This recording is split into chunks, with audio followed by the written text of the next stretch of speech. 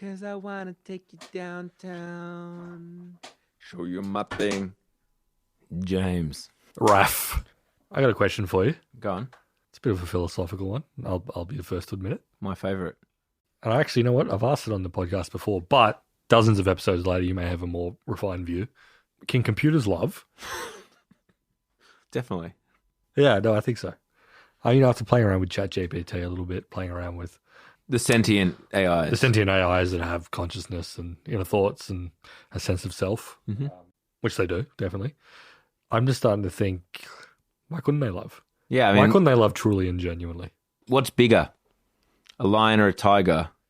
Trick question. A liger where it's a female tiger and a male lion. There's a trick question because I don't think it was really suggested by it at all. Okay, how is that relevant to whether a computer can love? Well, if a lion can love a tiger, can a man not love a machine? That is so true, actually. That is so true.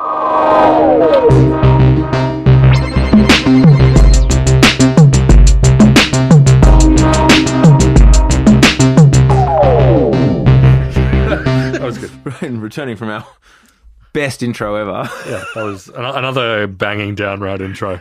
It was deeply relevant to the question at hand. But we are talking about computers and love, in a way. We're talking about online dating. Mm-hmm. A recent phenomenon. I think it was invented, 2 or 3 years ago. Yeah. We're both in long-term relationships, so it's not really our business what people do on or off their computer, really. What sickos do. What's it? Well, okay. Now we're suggesting some sort of moral culpability.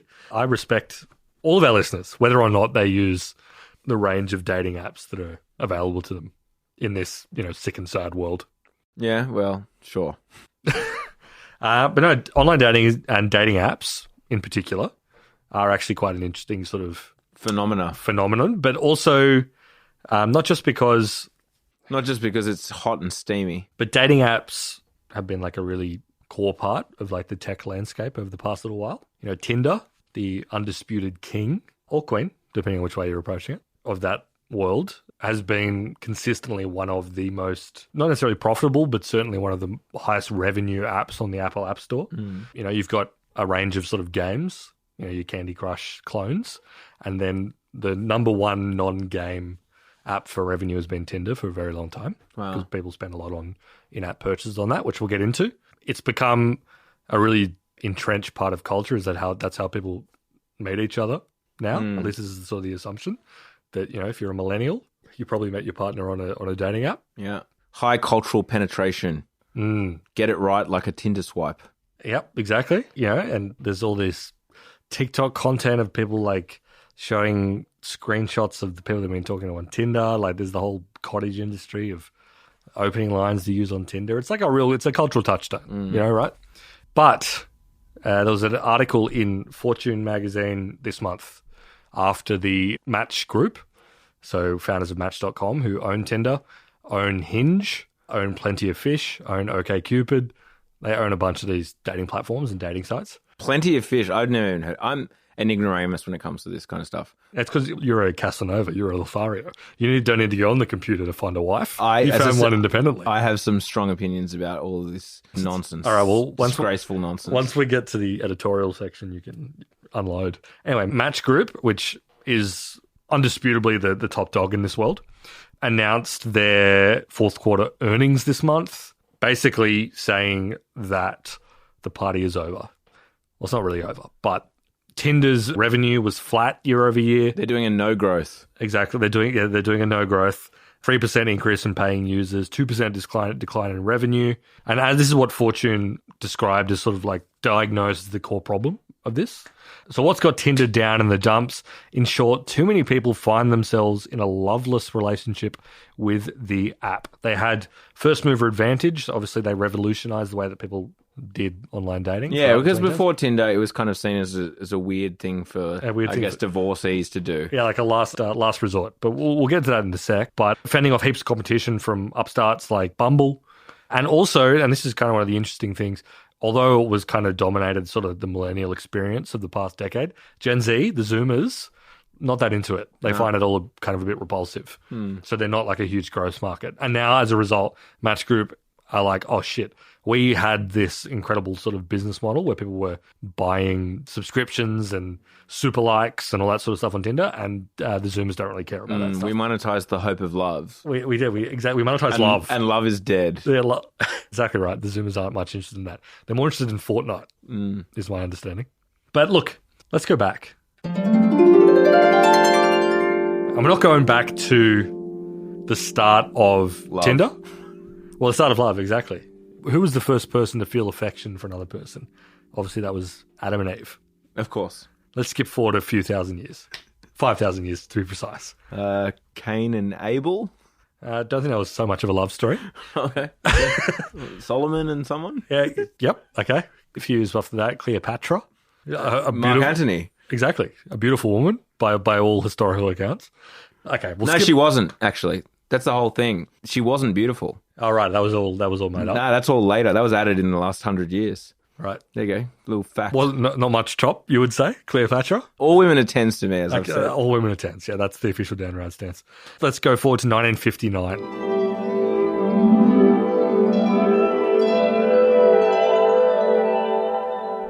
Oh, yeah. Just before the Summer of Love. Just before the Summer of Love. Let's revise. The Summer of Love started a little bit earlier. And it started on the Stanford campus. 2 computer science students by the names of Jim Harvey and Phil Filer devised a little matchmaking service as part of their class project. They called it the Marriage Planning Service. And basically, they had limited access to an IBM 650. So that was a room-sized computer. It weighed 5,000 pounds, or just north of 5,000 pounds. What's that? We're talking about 2.5 tons. Yeah, 2.5 tons. And they worked out a really simple matching algorithm. So basically what happened is that they had 49 men, 49 women. They would get them to fill out a questionnaire that just basically, I don't know what the questions were, but I guess they were things you were looking for in a romantic partner. Probably Boolean, true or falses, I'd assume. Yeah, no, I don't think there was a huge amount of, complexity to these questions. Probably, do you like brown hair? Yes or no? Like, again, I'm speculating, but and basically it would match the people together. And one of the big reports was that no lasting relationships from this, what many describe as the very first computer dating service. Ominous. And they started to pop up all over the US actually after that on college campuses. There was one called Operation Match, 1965, Harvard campus. That was the first commercial computer dating service. Good to just throw in a military term into your dating app. Yeah, exactly. Again, 2 undergraduates, Jeffrey Tarr, Vaughan Morrill. 75 questions this time. Oh, okay. 75 questions again. And you would mail it to Cambridge in Massachusetts with a $3 fee.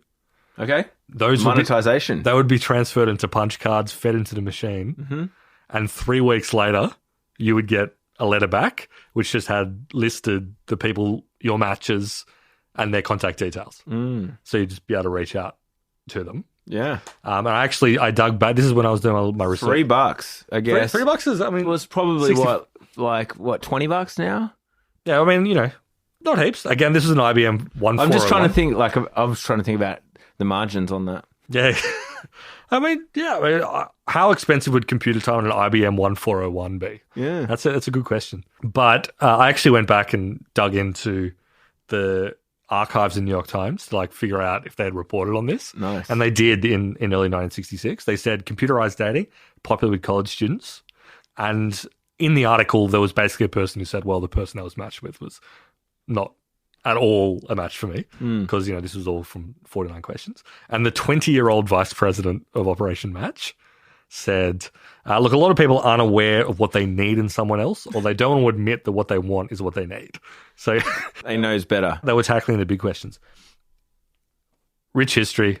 Fast forward many, many years. Because let's bear in mind that the college students who were doing this in the mid-60s are now 80. Well, exactly. Well, I found an interview with the 2 guys that founded them. They basically said, well, we fucked a lot thanks to our computer dating service. But I don't know if it had any lasting influences. Again, these are 85-year-old dudes saying this. As you said, there was online dating kind of had the same reputation as, those video dating services they had in the 80s where you would film yourself and There was a certain level of desperation, I feel like. That Yeah, was exactly. attached to it. I'm not like casting aspersions on anyone. No, totally, absolutely. But it was the popular, and any survey would say of people that said that, I would never online date. I would never do this. This is for people who are like at the bottom of the barrel and can't find anyone in real life, whatever. Yeah, well, which also, as we've discussed ad nauseum on this podcast, like there was a social milieu of the fact that computers were for nerds for a very long time. Yeah, it's only relatively recently that's been shaken. It's been transcended, and unfortunately, nerds got a little bit too big for their boots. Online dating is fine. It's fine to go on the computer. You're allowed to see a Marvel movie without having your head flushed in a toilet or whatever at high school. They need to be knocked down a peg. Vengeance is coming. I'm just putting it out there. Yeah, but the thing that sort of shifted that, yes, like platforms like OkCupid, Match.com, again, all owned by Match Group, were kind of making ground. But this sort of recent trend of online dating, which kind of recontextualized the way people did it, was the app that drove that was Grindr. Launched in 2009. I'm sure everyone's familiar to some degree with what Grindr is. It's the gay dating app. Launched in 2009, and it introduced something which it wasn't the first one to try to do this, but it certainly popularized it, location-based dating. So it was no longer a matter of going on eHarmony or something and filling out a questionnaire or putting in your bio and waiting for someone to stumble on it and hope that you were the same. It was like, don't really care that much about who you are as a person or your personality. Here are a bunch of guys who are within the 5-kilometer radius. Yeah, and you decide whether you're going to, you like them or not. Yeah, and based on their photo and a really short bio, you figure out whether you want to be part of that and meet that guy. Pretty simple. It was a UI solution. It was exactly. And let me put it to you, all things can be solved with UI. All things can be solved. World hunger, sort of yearning in our soul for meaning. Yeah. A UI can fix all that stuff. So one thing that a lot of people don't actually realize is that Tinder was not it was a startup, but it wasn't just like a couple of guys in the garage having an idea for dating app. It actually started in a startup incubator called Hatch Labs, which was started by IAC, which at the time was the media holding company that owned Match Group. So it was, again, Match Group just trying to figure out a new way of doing its core business. Yeah. So it was completely within the family from get-go. It wasn't like a cool new outsider, challenger, disruptor. And there are a lot of things that kind of went into it, but it's kind of the core thesis was like, what if straight couples and particularly straight women would be interested in this kind of like location-based Grindr model? Because, at the time, the idea was like, promiscuous gay men are using this for like hookups. Straight women are never going to get into that sort of thing. They're never going to like that. And it turned out they were totally fine with that. They were fine with it. And I think the secret ingredients was Tinder. It sort of, and the Tinder co-founder has the patent for the matching system in that like both people have to swipe yes on you. Like the swiping system and like... Yeah, the gamification of it. The complete gamification. It's like if both people say yes, then you can talk to each other. That was the kind of killer feature in a lot of ways. Yeah. Right? You're no longer putting a profile out there and like having to wade through an inbox of like Wes or whatever. It's just setting up your own profile is kind of like not an annoyance, but like obviously for some people that's the primary thing, especially for men. But if you're a woman, you can chuck up a nice photo, enter a few details, then you get the fun of swiping through. Oh, yeah, no, yeah, no. Like it's fun. It's a fun game. Totally. Like the gamified sort of metric is what drives it. I think it kind of dispensed with like the online dating thesis of the past 50 years where it was like, oh, this is a compute. This is like a mathematics problem. Yeah, exactly. You just need to like figure out what people like and like get a list of traits they find appealing and just like match people and use kind of like behavioral science and biological research to like figure out who's the perfect match for someone else. Tinder was like, nah, that doesn't work. What we're going to do is we're just going to show you a bunch of people and you're going to look at them and be like, you'll be like, that looks great. Swipe yes. Bang. Yeah. And obviously that like absolutely took off and became incredibly mainstream via college campuses. And also, can I just say the other thing that, speaking on that problem about being kind of like mathematical and people thinking they can crack the problem of it, so many mainstream apps, well, I don't mean mainstream, but like, non-dating apps kind of started in the dating world. Facebook, like Facebook was the big one with Face Mash, which was like Mark Zuckerberg was a weird little pervert, hot or not thing that he got in trouble for at Harvard. But also YouTube started as a video dating app. One of the founders said this at one of the South by Southwest conferences. He basically said, we designed YouTube as a video dating service which we thought was a solvable problem. And then once we had the infrastructure, we were like, oh, this sort of thing we've built where you can upload any video and have it display is actually like really good. Yeah. It can be used for like other things. So anyway, there's a lot of people try to like figure this problem out. Tinder cracked it, and it's kind of just been a massive ascent since then. Well, I don't think they've cracked kind of dating and love. I think they cracked an addictive app that taps into. No, I agree. They built a model that was like really addictive. As you said, it had like that gamification aspect where it was like, oh, you know, do these people think I'm hot? Yeah. You know, I'm going to meet people. You know, there's a lot of sociological sort of psychic stuff in the air about like people feeling desired and like wanting to feel desired by having someone validate them through a swipe and all that kind of stuff. It's what every human craves. Yeah, totally. Not me though. I'm I. happy with the pursuit of knowledge. It's leveled off. As you said, like growth is leveled off. Zoomers aren't into it. I can only postulate, other than like Zoomers being asexuals apparently, and I don't know, having distorted social relationships due to growing up on TikTok or whatever. People always kind of complain that they spend all this time on dating apps. I'm sure you all have friends. And sorry, this is not to say sometimes it works. Yes, you might have met your wife on Tinder or your husband or whatever, this, that, and the other, your second husband, sure. But it is not the same. It is so different to the normal social rules that we have to follow with like approaching someone, establishing whether you have a connection, working out boundaries, working out whether like it's appropriate to escalate, flirting, blah, blah, blah, blah, blah. You can't just then put that onto this app where you're literally trying to compress that into whether you swiped left or right and then like a couple of fucking text messages. People do this, swipe a bunch of times and then like that person finds my profile picture hot, and then go on a few dates and be like, oh, it's crazy. Like none of these things have worked out. Like I wonder why. I wonder why the social ritual that we've developed over hundreds, if not thousands of years that I'm just completely shitting on and removing from the equation. I wonder why it's less successful than that. Yeah. No, and it's just for your ego to like, oh, people think I'm hot. Yeah, no, totally. It is nice to hear that kind of validation. But it's also in parallel to, you know, this location-based smartphone thing.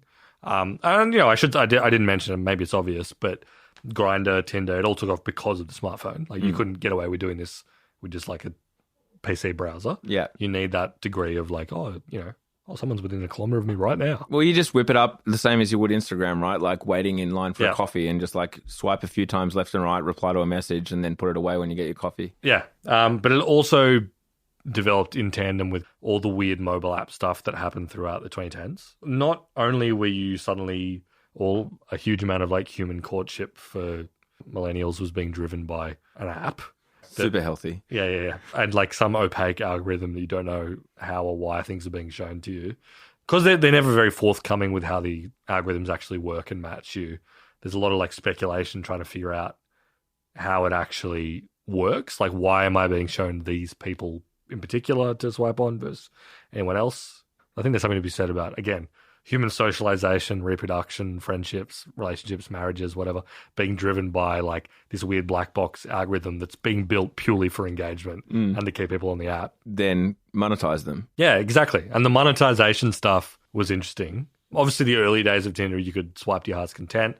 It came up on like university campuses. That's where they promoted it really heavily. Just like, might I add, these big, gigantic IBM computer dating services. Yeah. Bit of a parallel there for you. You need an audience of people who are over 18. Otherwise, that's obviously pretty weird. And single.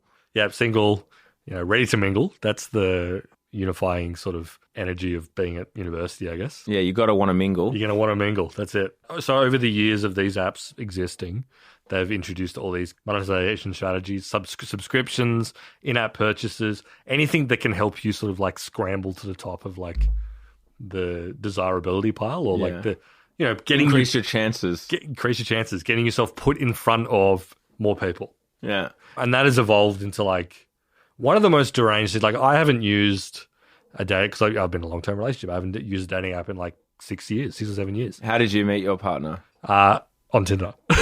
Really? Yeah. Oh my God, you sickos.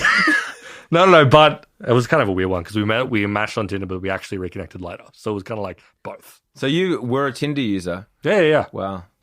You are younger than me. That's true. Yeah, well, that's it. I am younger than you. I brought you down in your estimation.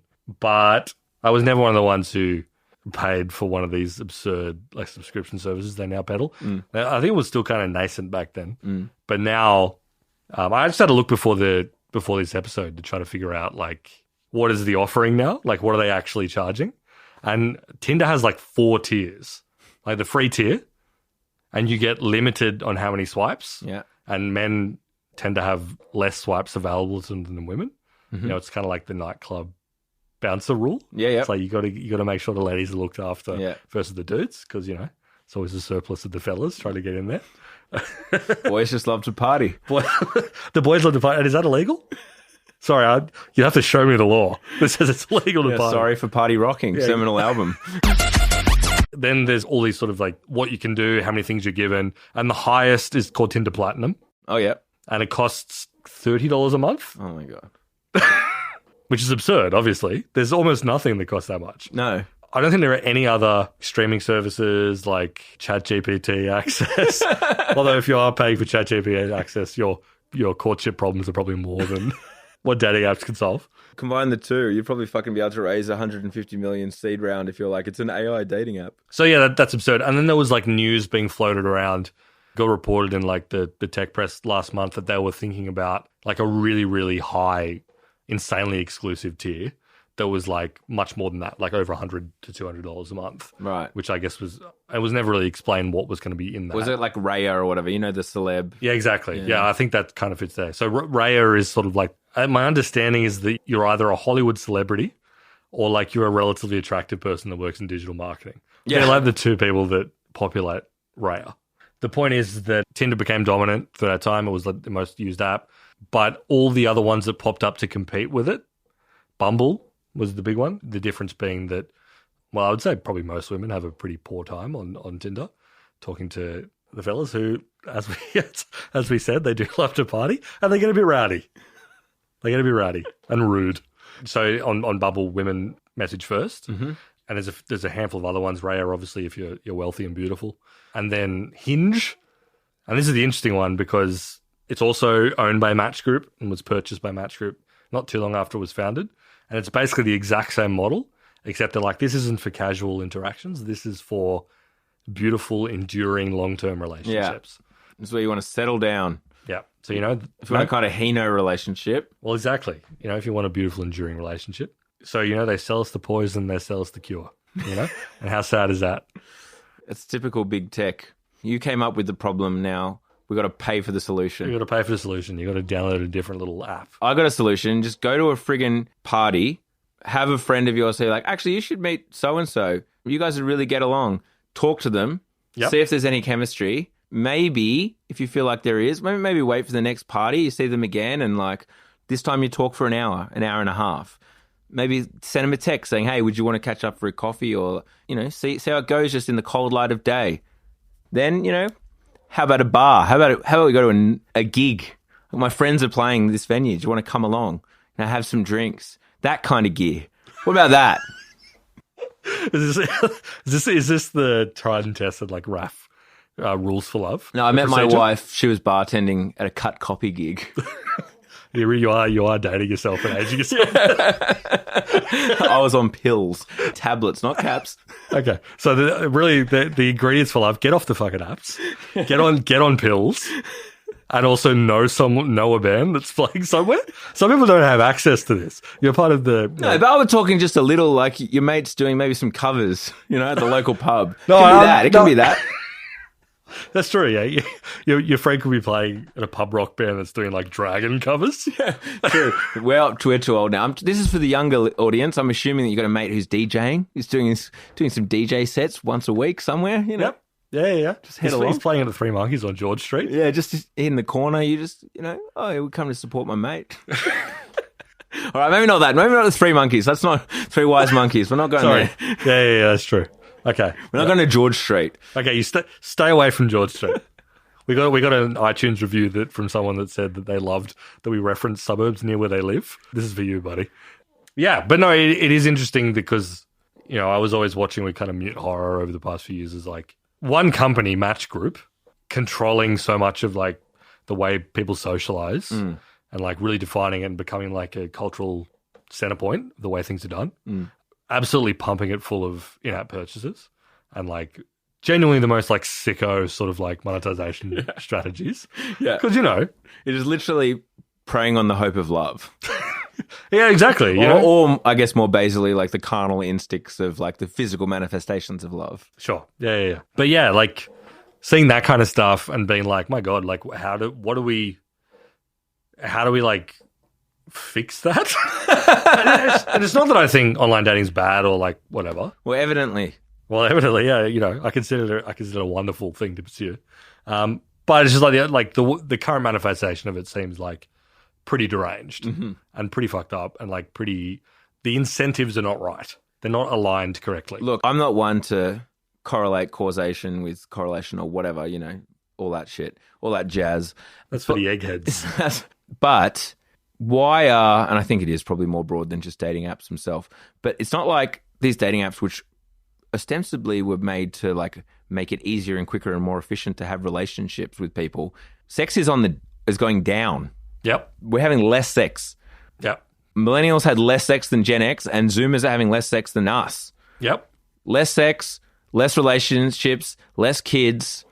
More Twitch. I'm not saying dating apps are to blame, but it's part of like a more broader ecosystem where like that's actually, there are a few things in life that I'm like, these are things we all know. These are facts that we all kind of know, but we don't really act on them or like kind of treat them with the seriousness I think they deserve. People are having less sex and like less kids. Like that's a pretty big deal. And we're just kind of like, yeah, that's a thing. You know, it's like, oh, that's weird. Wonder why. Oh, well. Yeah, you know, it's the socialization and loneliness side of the thing. And I think it probably does all come in. I mean, you know, as you said, it's probably broader than that. I don't think it's necessarily just Tinder that causes that. I think it's also computers generally. Yeah, just and having screens having lots of like really cool stuff on the computer. Yeah. That's obviously going to be very disruptive to the way that people conduct themselves. Being able to spend 20% of our day on a screen in front of our face in a solo exercise as opposed to like socializing might have something to do with it. It might have something, but you know what? Again, that's for the eggheads to figure out. And there's lots of like weird politics stuff that now pops up around dating apps and stuff. Like there's a really interesting thesis that I think actually has a lot of legs. It's kind of died down. You don't really hear about it anymore, but like the whole incel thing, right? Like all these, particularly young men, obviously, getting really upset about the fact that they're not attractive, which is, you know, I'm sure been a feature of being a dude for thousands of years. But it started to have like a real political character, and like there was a feeling that like something should be done about this, and you know, my life is hell because of this. And you know, and one of the theses of what contributes to that is that back in the day, you could be a socially awkward dude, be not all that great with women, not have that many friends, and your life would kind of suck, but you weren't constantly at all times reminded of that, versus now where like you get on Tinder and like you swipe all these people and all of them say no. Yeah. So you see like rejection, you see like in a really like defined the digital logical way, actually no, like literally all these people that you see don't like you. Is like contributes to a certain kind of like weird alienation. Yeah. Not that I endorse whatever insane views come out of that. It does kind of like... It makes rejection more efficient as well. Totally. So I kind of get like how all these apps and the way that they're sort of structured with the in-app purchases, the idea that you then say to that dude like, oh, yes, all these, you're very clearly not liked by any of these prospective partners, but if you pay $30 a month and then you buy a pack of super likes and you buy a pack of whatever, you'll be okay. It'll fix it. It's probably not all that healthy. Yeah. But, and this is we're now seeing there's a bunch of startups that are now popping up all over the joint, which are like trying to, outside of like the weird match group paradigm, set up a new kind of dating service. And like, what does that look like? Kind of challenging because we've figured out what makes an incredibly addictive app that keeps people on there. And, you know, to a certain extent, there are a lot of people that I guess like this sort of... I recognize I'm seemingly in the minority of saying that the dating apps are weird and that you should go and talk to people. Like, people do seem to like these apps, and maybe it's just a product of the fact that I'm old. And there was again, when I was researching this episode, it was like a recent study. This is American Pew Research, but it was like something like 60% of people under 30 have used one. And that's probably, I would assume that's underreported, because I imagine there's a lot of people that use them that say, no, I don't. Yeah. So it's a pretty normal part of the social landscape. It's pretty normal now, mate. You know? No, I get that. I mean, it's just another example of society going to the dogs. What is interesting that I think I can probably comment on from a less emotional perspective, and by emotional I mean like I don't care, do what you want, you sickos. Like just be go on, analytical whatever. for once. Nah, but Don't shoot from the hip. Just like think about something before you say it. well, the business model though does seem to be a kind of tough one. I know Match Group is still huge and they make money, and sure, revenue has slowed or like plateaued effectively, and so like the growth might not be there, and that's obviously a sign of a business that currently is not going really anywhere. Whether it's a massive paradigm shift, obviously, who knows? I don't know enough about the space. But outside of them, it does seem like the incentives, the monetization is difficult in this space. It seems to appear that it's always kind of been difficult, other than pornography, which is obviously, as I said, not exactly like relationship. Well, I guess you could argue it's the complete opposite and probably, once again, another contributor to the cause of Hell World. But yeah, the business model is like, yeah, you have to monetize this desire. You have to somehow get between this concept of love and this concept of happiness and like monetize that. Yeah, totally. And as I said before, with like the perverse incentives, an app like Tinder doesn't fundamentally, they don't really want you to find a permanent partner, because the moment you find a permanent partner, you stop being a premium subscriber. In certain cases where they probably continue being for premium subscribers afterwards. Yeah, like you're off platform, which is why the Hinge being owned by Match and they ran like a huge ad campaign a couple of years back, which was one of their big customer acquisition ones, where they were like, "This is the dating app you're going to delete." Yeah, we want you to delete us. We want you, please delete us, because if you delete us, it means you've found someone. Yeah, or I guess have like fallen into complete and utter despair. But that's not on the ad. But yeah, again, it's kind of like perverse. That's all one company, where it's like, all right, we're not like those other guys. Yeah, exactly. Yeah. We want you to delete it, but we also don't want you to delete our other product that sits under there. And they because they also own OkCupid and Plenty of Fish, which are used by older people. So they have the whole kind of like age range of everyone that might be. I'm sorry, I'm still just like blown away by the name being Plenty of Fish. What a cynical way to go about things. Well, it's been around since the 90s, I think. Yeah. Like it's a real old school one. Oh, well, Plenty of Fish. Yeah. I guess the sad kind of thing is that, we look at how Gen Z are kind of alienated by this stuff and look at Tinder and be like, oh, that's one of those fucked up millennial free love shit. Probably what the Gen X is born after the free love generation were thinking about their hippies or whatever. Yeah. There's also a strong possibility that the solution will be just like Match Group or someone else finding some new marketing way. In the same way that like Zoomers don't like a lot of millennial apps. They don't like Facebook. No. They'll just figure out some new app that has like an interface that's like got emojis and like bubbly pastel colors. Yeah. That'll be like the new dating app for them that'll talk to them on a cultural level. Yeah, yeah. That's the kind of Doomer version of it. I mean, I'm sure they'll work it out. At the end of the day, people still desire connection. But, increasingly we're doing it in like some parasocial way with like a podcaster or, I guess a TikTok influencer, and just replace that with some AI avatar that as soon as the moderation policies dictate that they're no longer able to talk about sex, that basically feels like they've broken up with you, and then you move on to the next fucking AI bot to fall in love with. That was, for those that don't realize what he's talking about, Replica. It's like a GPT-3 powered chatbot where you like design like a weird 3D avatar and you can talk to them about whatever as like a companion or something. It developed like this real weird online community where dudes were using it for like basically like sexting.